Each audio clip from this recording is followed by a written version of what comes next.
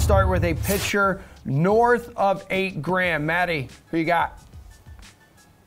There's a lot of good choices at the high end of the salary range tonight, and I think it's going to be a little bit difficult to find a unique option. So we have Robbie Ray, who's just been a machine lately, Freddie Peralta, who's in a good spot against the Cardinals, Nestor Cortez, who's coming off a double-digit strikeout game against the Orioles. I think with all those guys there, the one that goes overlooked is Sean Manaea, who's at home against the Mariners, and his last time out, he wasn't very good, but the prior two starts, he actually put up 60 total DraftKings points.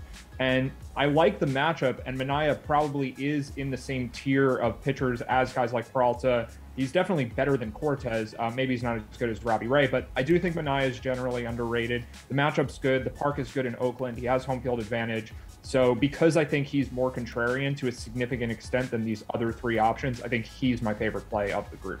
All right, 7 pitchers that'll cost you more than $8,000. Erik, who are you going with?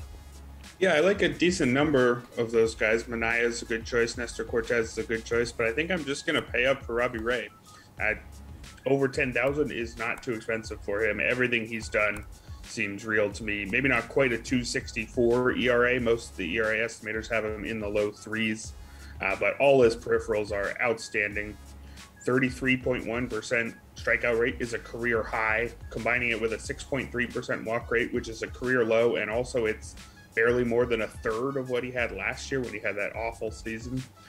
He's also gotten his ground ball rate up to 37.5%, his best since 2017. Still a low number in theory. Some potential for homer issues there could knock that ERA up a bit, but the strikeouts are so real, and they've been even more real lately. In his last 6 games, he has 5 double-digit strikeout games, striking out over 43% of opposing batters in that stretch. And in 2 of those 6 starts, he struck out half the batters he faced, including his last time out, which did come against the Rays.